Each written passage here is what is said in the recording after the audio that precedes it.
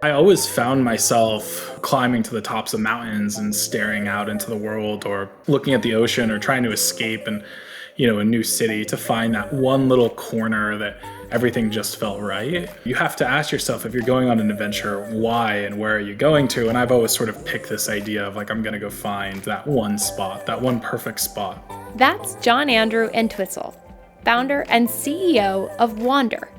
And this is Make Yourself at Home, the podcast that takes you into the homes of people you admire to show you a side you don't usually get to see. I'm Kristen Twyford, and every week we'll talk to someone at the top of their career to explore holistic success and how work and home are inextricably intertwined. Along the way, we hope to inspire you to live well, whatever that means to you. Make Yourself at Home is presented by Nines, the household management app designed to help you manage your home and everything that comes with it, so you can live with ease. Today, we're in John Andrew Entwistle's home in Austin, Texas. But more often than not, John Andrew is on the road. He founded Wander to create a better experience for travelers by vertically integrating short-term rentals. Wander has a deceivingly simple mission: to help people find their happy place. John Andrew says this mission was born from a search of his own. He started his first company at just 13 years old and launched his second, Coder, right out of high school. Over the next 5 years, he became a Thiel Fellow and was named alongside his Coder co-founders to Forbes 30 Under 30. When he stepped down to Coder's board in 2021, he took some time away to ask himself, what's next? And now, less than a decade after graduating from high school, John Andrew says he's building the company he wants to work on until he's old and gray. In this conversation, he shares his perspective on the road less traveled, how he's guided by a set of rules he wrote down as a kid, and what shapes his idea of a meaningful life. Make Yourself at Home with John Andrew Entwistle. Well, John Andrew, thank you so much for having us into your home. I'm so excited to talk to you. I've really been looking forward to this. I'm glad to be here. And we're so happy to be here in your home. Tell us a little bit about where you live and what you like about it and, how you feel about home. Yeah, so I'm based in Austin, Texas, Barton Creek. And it's lovely. I mean, right now it's 70 degrees and sunny. So it's like the time of year where I think people really fall in love. They come to South by Southwest and then they're like, wow, this is nice. And there's no taxes. Like, maybe we should move. Yeah. I do think they get caught in the summer though, when it's like 120 degrees and they're like, oh no, what happened? But yeah, no, I love it. I moved here out of high school to start my first company. And yeah, Austin's been a great place for me. Mm-hmm. And tell me a little bit about what home means to you. Gosh. I mean, I travel so much, so that's like a really wonderful question. I would say that home is probably that place wherever you get that sigh of relief, where you feel safe and loved and you sort of know where everything is. I'd say probably being able to somewhere where you can navigate without GPS is probably where home is. I really like that answer. I've never gotten an answer quite like that. And I think you're exactly right. It's just like you're called there and you can find it on your own. Yeah, exactly. The last time that we talked on our prep call, you mentioned that you were kind of searching for a sense of home. Tell me a little bit about that. And as somebody who runs a travel company, you're always on the move, you're always traveling. Why are you searching for that sense of home? Well, if I look back at my childhood, I moved around quite a bit, probably up until I was like 12 or 13. I think I moved maybe 5 or 6 times. And I was always a little bit jealous of my friends who just had that one house. I went there when I was, 8 and they still have it today. And so, yeah, I think I miss a little bit of that idea of just a home base where you sort of understand exactly where everything is and the people in it and how it all works. And yeah, I haven't, obviously, I think a lot of young adults face this when you make the transition from being a kid to a young adult and you get to choose where you want to live and all that sort of stuff. I think it's a question that a lot of young adults have. in terms of where am I going to live? Where do I want to set up shop?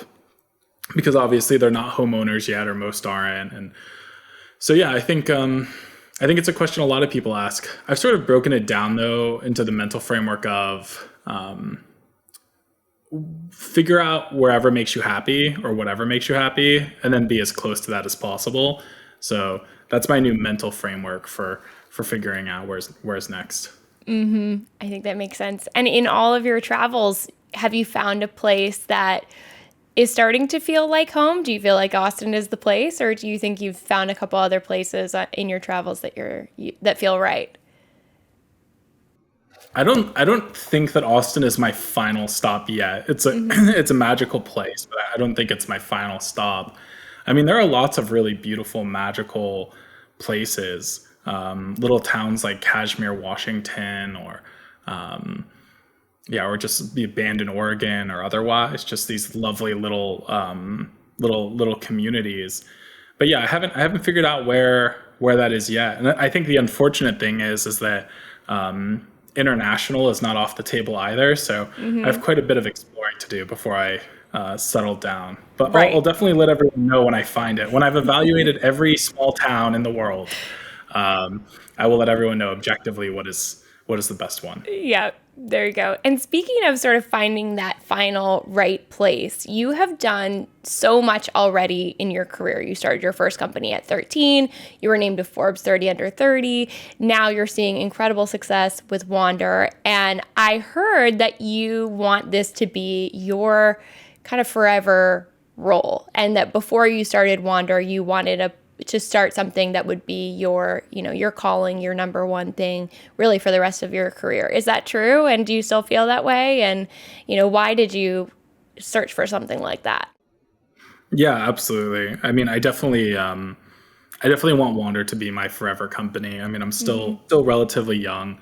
I have a lot of life left in me, and I feel like channeling that into a vision and an idea that you're passionate about is just like a really fulfilling outcome of life. And so, yeah, I always joke around that I want to work on this until I'm old and crusty and fall over, and we'll see if I'm so lucky. Yeah, I think it's incredible to have that sense of commitment at such a young age. What about that idea of a forever company was exciting to you? What made you want to have something that you were committed to forever? I think that when you sort of look at different companies or people who have changed the world, it really just takes time, right? You look at Apple. I mean, Apple is obviously a world-changing company. Steve Jobs started it very young and ultimately worked onto it until his unfortunate early death, but until his death. You even look at companies like Tesla and SpaceX. I mean, they're over 20 years old at this point. And so it takes time to build something meaningful. And for me, I think in order to have the largest impact, continuing to be dedicated to one idea and take it as far as I can is probably the best way to do so. And what about this mission felt like the thing that you wanted to commit to forever? What was it that, when you had this idea for Wander, you thought, this is it, this feels right? I think it's all about like, what is the end product that you're sort of selling? And so I'll use like Apple as an example. Like, Apple sells technology, but that technology is used by people and it's used for all types of things, right? Like, for example, this podcast I'm joining from my Mac, or like I'll take a photo of some friends on my iPhone or whatever that may look like. And so what you're doing is you're selling like, Steve Jobs called it like the bicycle for the mind, but you're also selling like happiness and connectivity. And like, that's the real end product. And in Wander's case, basically what we're selling is happiness, right? People are looking to go on this incredible trip, and they go to the website and book one of our locations. And at the end of the day, if they're happy, we've done our job. And I think that when you are working on something where the outcome is sort of pure, then it's really easy to say, okay, I'm going to dedicate the rest of my life to this. So yeah, I would say it's really driven from the outcome. Like, the end product that Wander delivers to the world is just making people happy and having incredible memories. And so when it's something that's kind of a pure mission, then you can spend a lot more time on it. Yeah, one of the things that I love about Wander is this tagline of helping people find their happy place. When you talk to Wander customers, what does that mean to you when you have this sort of pure mission of helping people find that happy place, that they actually feel, wow, I found that? Yeah, I mean, I think we've all, it's sort of hard to describe, but I think it's something that we've all had, right? You go on this trip, and for some people, it's staring into the ocean. For other people, it's like standing up underneath the redwood trees. For some, it's sitting on the top of a mountain or in a field of wildflowers or wherever it may be. And for some people, you don't have to go anywhere, right? It's just, with your family at your dinner table. And so I think that everyone has these locations where, regardless of what's going on in the world, regardless of what's going on in their life, they just feel happy and at peace and connected. And unfortunately, what I've learned is that a lot of people don't actually ever really get to find those places, or they don't get to go to them frequently enough, or there's some type of limiting factor where they can't necessarily live there or whatever it may be. And so the idea for Wander really is around, like, how can we make as many of these types of locations available for people, for them to go and experience, and to wake up in the morning and hear the ocean crashing, or to look out their door and see the mountains or aspen trees changing color or whatever it may be.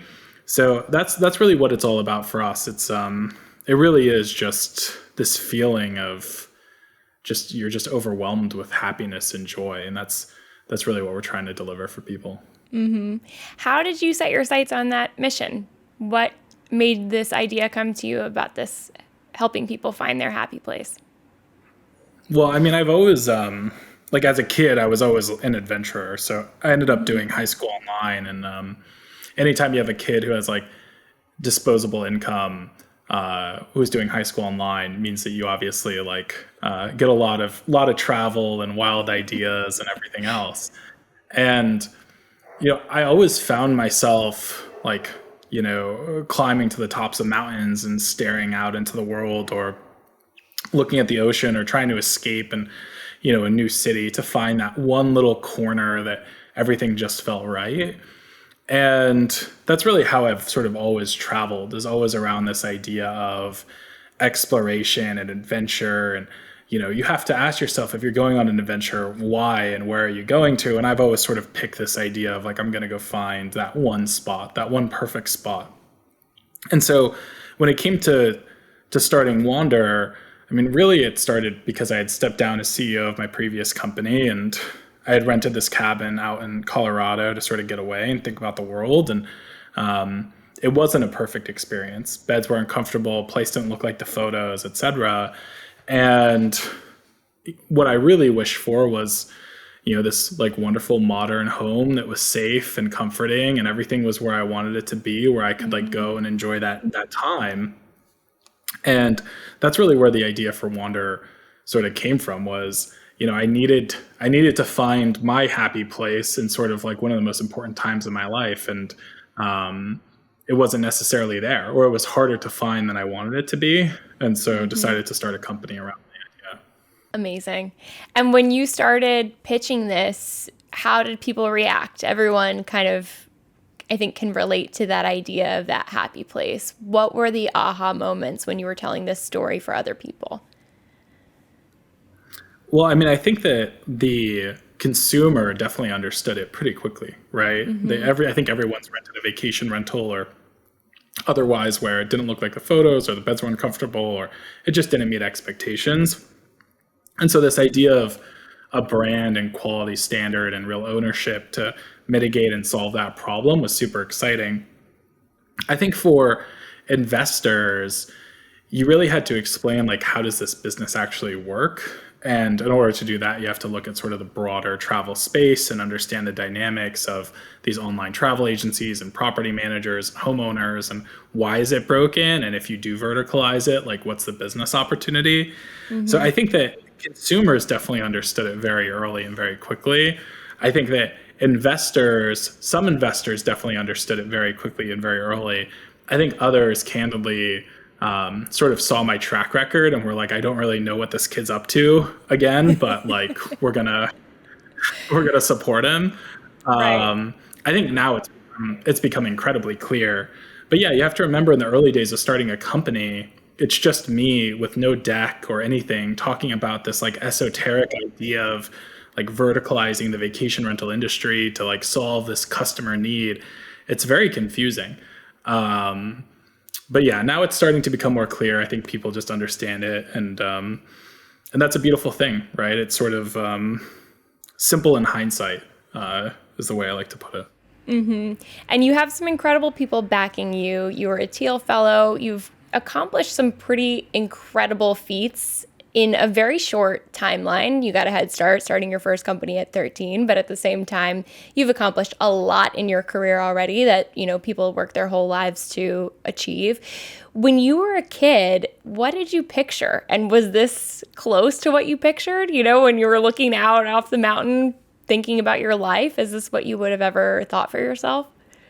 Yeah, it's interesting. I think little John Andrew, as I like to put him, because I do make a lot of decisions in that framework, Yeah. he was very ambitious. Mm-hmm. And he still is.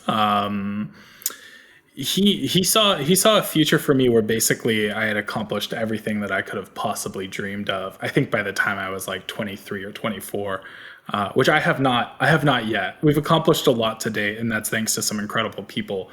But I think for him, being 12, 13 years old, thinking about the future, he's like, in 10 years, we can accomplish a lot in 10 years, which we obviously did. But I think his timeline was even more ambitious. I think that there are some things that like he would be really like shocked and pleased at, right? I mean, there are certain things that aren't necessarily clear. Like what types of companies are you going to start, and what is that going to look like? And of course, you don't know what you don't know. But there are other avenues where I think he would have been, just very pleasantly surprised. So overall, I think he'd be pretty happy. I think he'd be pushing for me to probably even go on even more adventures, or to have the company be even larger than it is. But yeah, I think he'd give me a solid B plus to date. B plus. Wow. That's a lower grade than I would have expected, but I guess that's where that ambition really comes from. Tell me about that. Where do you think that ambition comes from? Is it from your personality? Is it from your upbringing? Is it, where did you get that ambition? Yeah, it's interesting. I mean, since I was like pretty young, I've always had a decent clarity and sort of self-awareness. And a long time ago, I basically created this like set of rules, these like virtues and philosophies that I wanted to follow. I was probably like 8 or 9 when I wrote them down, and I still have them, so they've aged pretty well. But the first one was the worst thing that happens is you die, which is a pretty like more like morbid thing for like an 8-year-old to put as like a life philosophy. But it basically was around this idea of recognizing that like at some point like you are going to die. And like that is the worst thing that does happen. And so like when you're stressed out, I guess at the time I must have been stressed out about like second grade homework or whatever. But like it's not a big deal. Like, life will go on, etc. And I think that it's like that mentality of recognizing that like life is temporary and we're all on this like small pebble hurtling through space at like 26,000 miles an hour around the sun. Like it's, you sort of, your goals sort of shift into like, what is the most impact that I can have, and sort of what is the best result that I can have in the world, and what's the most interesting life that I can lead. And that's sort of how I look at things. Is my goal is to have like the most interesting, most positive impact possible, and just see how much I can do before it's game over. So Wow. And you overcame a serious illness as a kid. Was that before or after you wrote down that rule? that would be after. Yeah. So my like, I had a few like issues in like in middle school that sort of like put me on a little bit of a different track, and yeah, that would have been before. But I think the beautiful thing was, candidly, is that like that time where I wasn't in school, it allowed me to build like these little companies and to be on my computer and otherwise. And so, at the end of the day, it set me on a very different life trajectory. But yeah, very, very grateful for it at the end. Do you think that having that illness kind of created urgency around some of the things that you wanted to achieve? Did it really make that first rule hit home for you in a different way? I don't know. I wouldn't say that it sort of gave me urgency in the sense of that, like, I thought that I was going to die like immediately. I do think that it definitely sort of like broke a bunch of paradigms, right? Like when you're young, and this happens to, I think, people who are older as well, you sort of like have what society expects of you. You wake up, you go to school, you do good at your schoolwork, XYZ. I think like as you get older, right? Or even in college, like you have to go to a great college, and then like you start a family and like all these different things, and you stay in one place. Like there are all these different societal expectations, and I think people kind of get stuck in them. And so to have like my trajectory sort of like thrown off so early, I mean, candidly, like definitely contributes to like where I am today. I think most interestingly though, is that like that can always go in two directions, right? It could go in a direction where it's like, wow, that's a unique upbringing, and it turns into a great story. But there are also lots of kids who had untraditional circumstances, and it didn't end up so well. And I think that that's really where like my pop gets incredible credit. He's a single dad, and so his his love and attention and efforts dealing with a very untraditional kid, he gets an incredible amount of credit for the fact that it turned out to be a good story. Yeah. Can you think of some moments or some stories that really illustrate how he handled that situation that you think would help people understand the way that he kind of fostered you? Yeah, I mean, that situation specifically. So basically, I think I was out of school like 200 something days in 8th grade.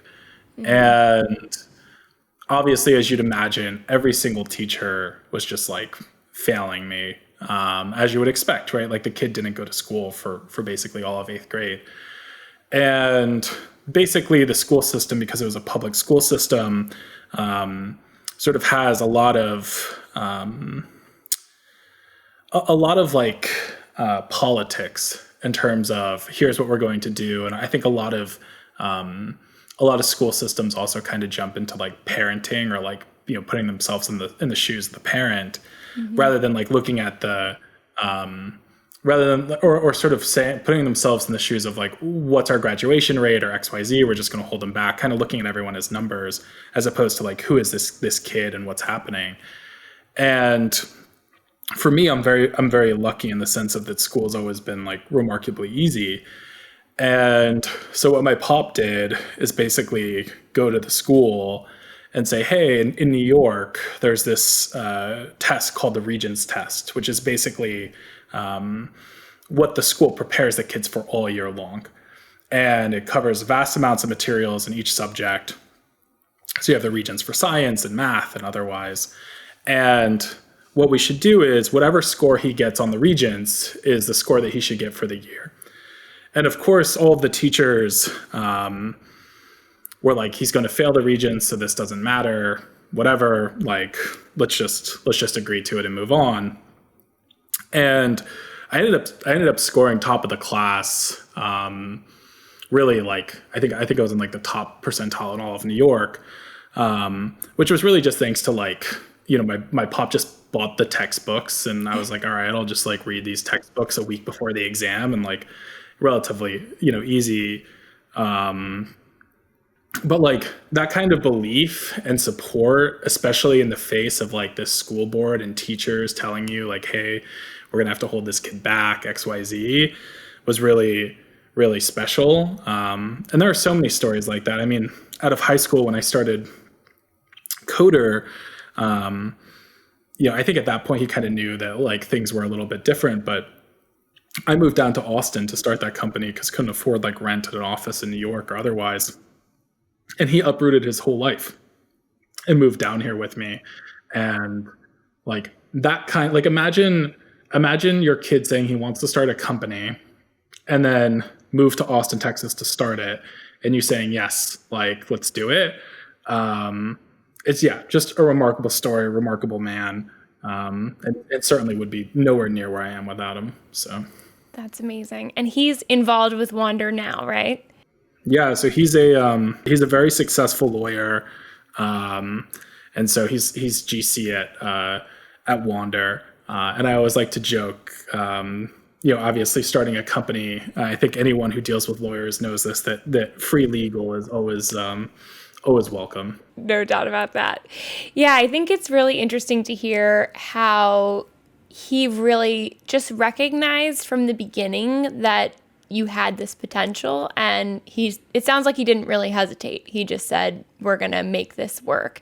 And it's interesting because so many parents who have a 13-year-old kid or an 18-year-old kid, I think this would seem so foreign to them, where, he just kind of seemed to go all in. What do you think made him just believe in it and go for it with you? He's also a very like adventurous spirit, right? And he's obviously he's one of five first generation immigrant on my grandfather's side, and then I think second generation on my grandmother's side.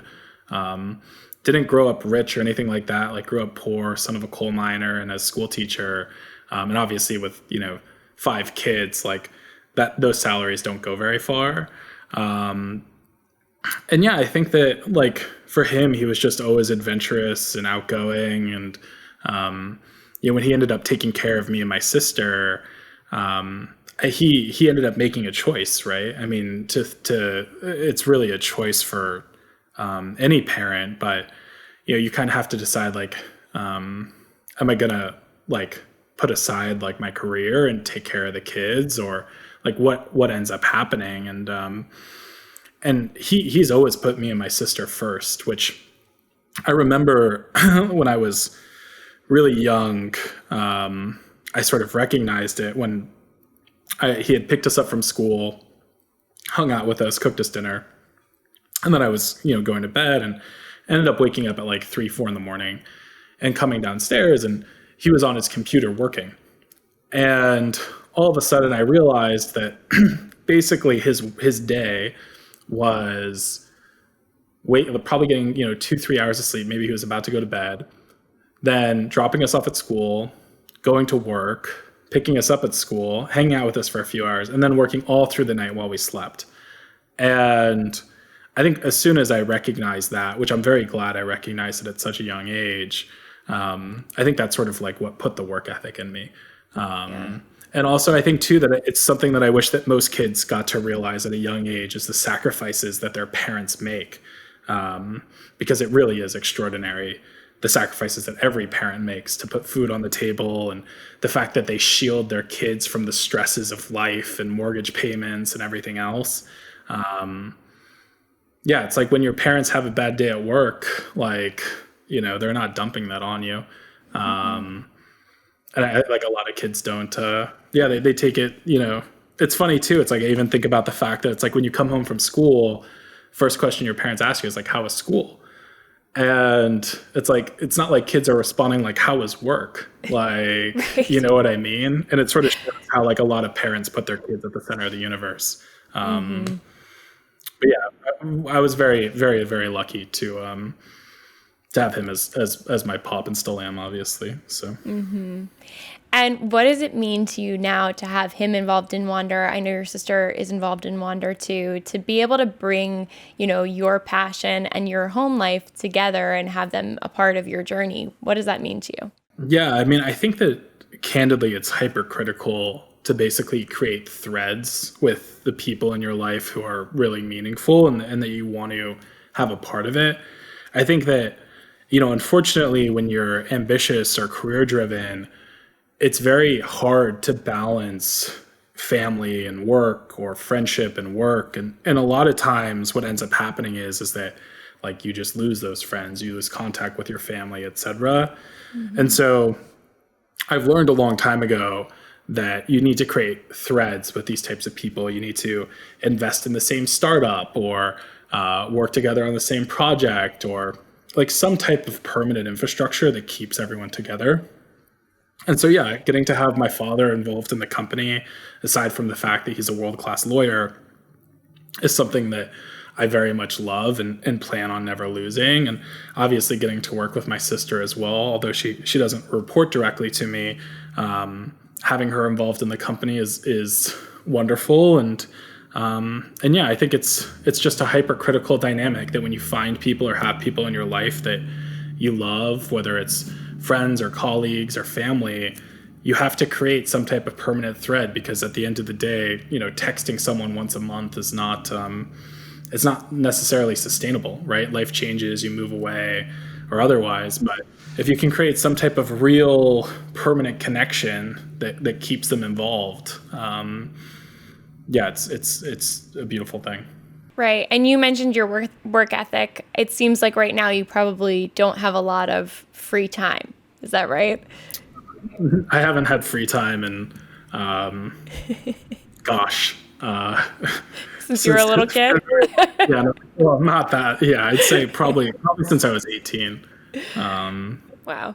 You do get to integrate and go on all these other types of adventures. And as long as you're doing what you love, then, you don't really need free time. So That was going to be my question. Do you look forward and think, okay, one day I'm going to have free time and I'm going to do this?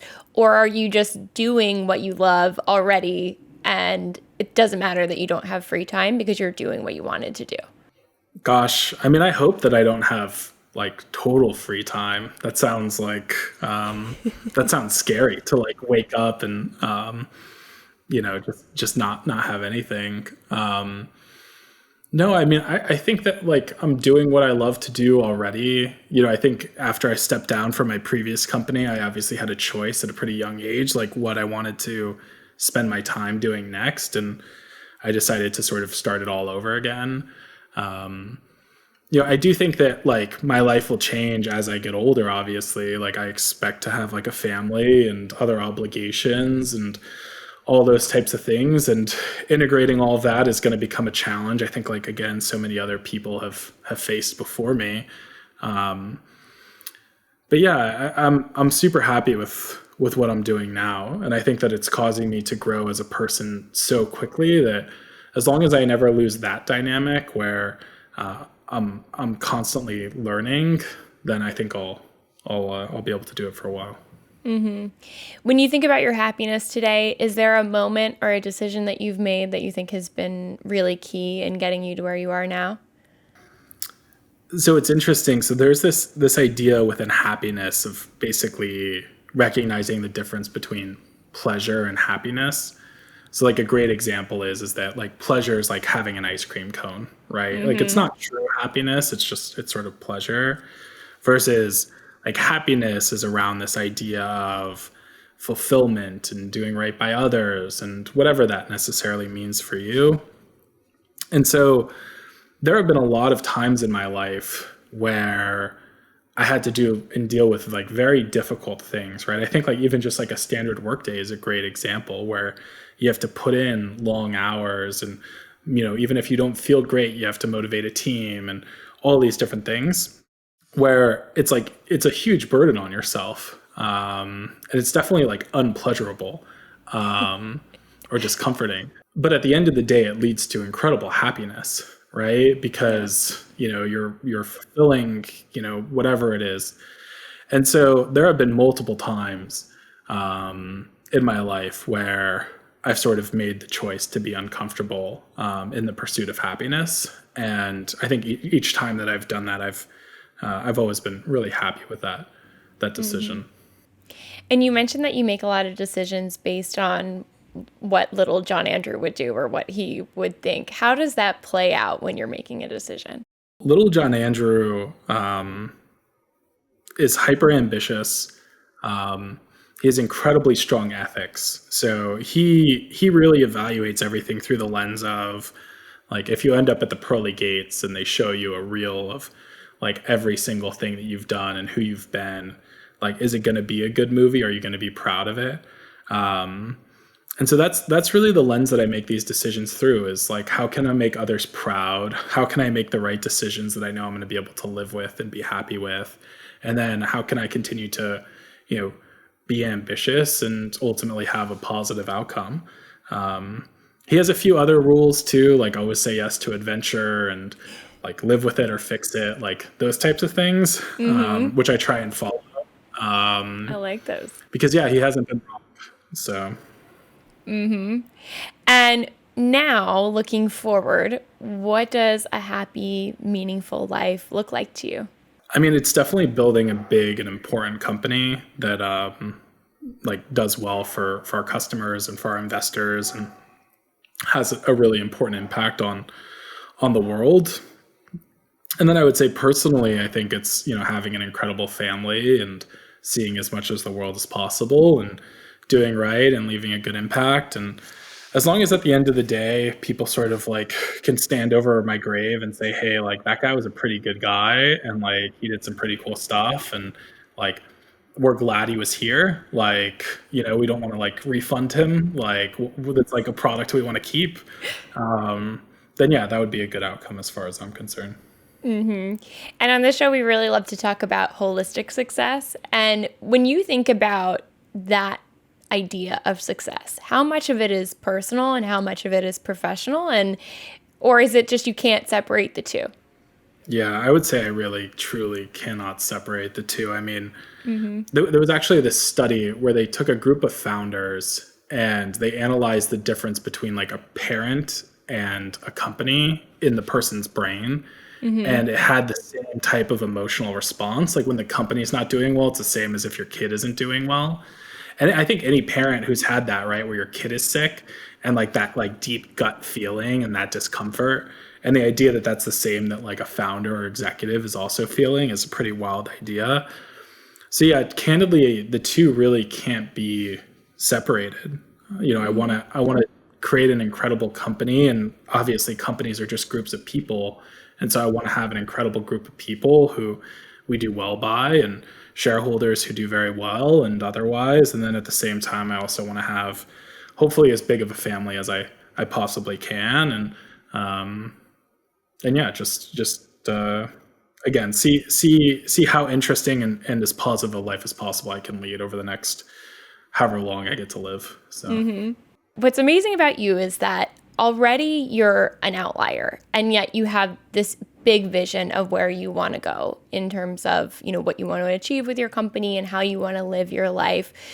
Can you point to something about yourself that you think made you an outlier, or do you think it's just a combination of who you are and the circumstances that you've had and what you talked about earlier, that, sort of non-traditional path that kind of happened early on? What do you think it is that set you on this path that is different from a lot of other people's paths? Yeah, I mean, like I mentioned, I think that like a lot of people end up going down an untraditional path. In fact, I actually think that almost everyone has had some type of hardship or some type of event in their life or something which like deeply affected them. I think that when those types of things happen, again, there's really two routes. It can either be an incredibly positive outcome, or it can be a negative outcome. And what determines that, I think, is like what's most interesting. And what I truly think it is the people around you, right? When something happens, like, do you have people who want to see you succeed and support you and show you the right path and otherwise, and then continually do so? Or do you have people who like throw you to the wayside? You have to like pick yourself up. And obviously picking yourself up can be pretty hard, especially if you're young and you don't even know what picking yourself up even means. So, I mean, if I had to say, I'd say that it's really like, I've had a lot of like events in my life that people would say are like unfortunate. And I've obviously had a lot that are like extremely, wonderful. But during like those unfortunate events, like without like my pop and my family and otherwise, it would just be a very different outcome. Do you think that you're inherently positive, or do you think your dad's support and the support of your family really helped you take that positive path? Um, I mean, I made the decision a long time ago that being positive was just more fun. Um, I agree. so I think obviously like we had a big part to play in it. But yeah, I mean, again, like at a young age, I was just super like self-aware. And yeah, I made a few decisions in terms of who I wanted to be and how I wanted to live my life. And again, like I saw people who are negative and I saw people who are positive, and I just decided that being positive was far more fun. And now it's interesting because there's a bunch of studies that show that optimists actually do much better Yeah. in life. But yeah, I decided it not for any type of gain, but just because I decided that it was going to be more entertaining. And it's very much stuck. So Yeah. I just enjoy it. I love positive outlook. I love making people's days. I love seeing like the brighter side of things. Me too. And when you look back at that list you made when you were 8, does it still hold, or have you updated it since then? There's been a few different virtues that have been added. And there's also been like a separate list of things that I've learned, which I always enjoy reading back through. There was one that I saw the other day because the list is super long now. It's like like 1,000 line items. But one of the earliest ones was don't stand under a tree with birds in it. And I don't remember when I wrote that down, but I just like found myself laughing because it meant that at some point little John Andrew was under a tree with birds in it, and obviously they went to the bathroom, and his first inclination was to write down the lesson. That's amazing. So yeah, that list is held up, and I still don't stand under trees with birds in them. Any big changes that you've made to the list? No, I mean the core virtues have stayed rather true. The worst thing that happens is you die is number one. Number two is tomorrow is a lazy man's today, which is really just all about urgency and getting things done.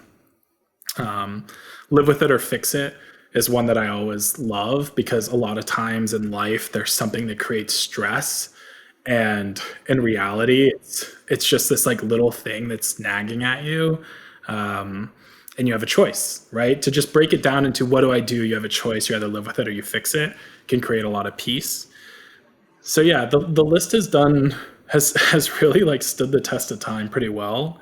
And obviously the list of things that I've learned is not only a good refresher, but also good source of comedic relief. I'm sure. Well, John Andrew, thank you so much. This has been an amazing conversation, and I love that line, live with it or fix it. I'm going to use that moving forward. I'll make sure to quote you. But I want to get into our lightning round of fun questions, and they're all kind of home related. So to start out, what's one thing in your home that you love? Well, I don't know if you can see it behind me, but for my birthday, I recently got an Eames chair. And I'm an avid reader. And so having an Eames and being able to read a good book, preferably about a subject that I know nothing about, it's just a really wonderful thing. So Yeah. I'd say that chair. What's your favorite book? My favorite book is Danny, the Champion of the World by Roald Dahl. It's a children's book. And it's about this kid and his father who go on this grand adventure. And yeah, I think I always just saw a lot of myself and in Danny and his dad. So it was always my favorite. What's one thing in your home that makes your life easier? That makes my life easier. I mean, all of my lights and otherwise are all automated. So like the whole home is smart. So that's obviously very nice. But I'd say the thing that actually I love the most is like all of my travel items are very well organized in like these little like packs. And since I travel so much, like having that all super down is really crucial. Yeah. So I would say like the organization for my like trips is really wonderful. I'm sort of like that guy with a like a fanny pack where it's like, if I go traveling with you and you're like, oh, I'm starting to feel sick, I'm like, no problem. Like, here's some like emergency. Or it's like, oh, like I need a wet wipe. It's like, I got you. Like, it's in my backpack. Like I'm fully kitted out. So You've got it all. When you walk into a home that's not yours, where you're staying, what's one thing that you love to see? What's one thing that you're always like, yes, I'm so glad that's here? I would say views. If a home has views, and preferably like some type of seating that looks out at those views, yeah, I mean, that's really candidly all I need to like just love a place. What's one place on your travel bucket list? Norway. I haven't been to Norway, and it is certainly on the list. I also haven't been down to Patagonia yet, which is also very much on the list. So you can probably see a theme of the types of places that I like to go. But yeah, both of those are very, very well established on the list. I think Patagonia will end up happening sooner just because the time zone is actually very easy. But yeah, both of those locations. Who's one person you admire who you think really lives well? Gosh. I mean, there are so many people that I admire. I think it's really hard to like look at one person totally holistically because like by definition, as people, we're imperfect. And sort of by definition, we all make mistakes. Yeah. In fact, I would say that if someone doesn't make any mistakes, then you have to ask like, how is that even possible? Because you need to make mistakes to learn from the mistakes. So it's just like they just came out perfect. Like it doesn't make any sense. So yeah, I would say I respect a lot of people for like a lot of different reasons. Like I love like a lot of the National Geographic photographers for like their adventurous spirit. And I think we all like can imagine ourselves with like that like leather vest and that camera standing on top of the volcano, like Peter Lick or otherwise, like super cool. Or like you can find it like romantic, like certain authors like writing their book and like, you know, there's just so many different things and pieces. What I've determined personally is like what I want to emulate is I want to have as many of those individual highlights as possible. So my goal is to just string together everything that I find exciting and interesting. So one day I want to be writing a chapter of a book in like Sun Valley, Idaho. And then the next day I want to be taking a photo on top of a volcano. And then like the next day I want to be like building housing and like, you know, like in Africa. Like I just want to, I want to do it all. So yeah, really the answer is I find really something about every single person that I meet to admire and something to learn from them. And Awesome. yeah, my goal is to try and stitch it all together. Yes. What's one thing you've learned about living well from your dad? Gosh, my dad has taught me so many lessons. For him, it's really all about like quality and taking care of things. You know, obviously like growing up without money, it's really about this idea of like you buy quality and then you take care of it and it has to last because it like really means something. And that's not to say that like you don't use something, but taking care of it, respecting the item, those types of things are really important. And then he's taught me a whole lot about other things like always buy rubber-soled shoes in the winter in New York, like dress shoes rather than the leather ones because the leather ones you'll slip, etc. Yeah. So he's taught me a whole lot. But yeah, taking care of things is something that's really important. And I think it's also something tough for kids to fully understand as well. I mean, by definition, like we're little monkeys, like we don't know what's going on. But yeah, that's something I'm starting to understand more and more. And what inspires you to live better? What inspires me to live better? I'd probably say that like life comes to an end. And if that's not like all the motivation you need, then I don't know what is. Yep. Amazing. Well, John Andrew, thank you so much. This has been such a great conversation, and I'm so happy that we get to have you on the show. Oh, thanks for having me. Really appreciate it.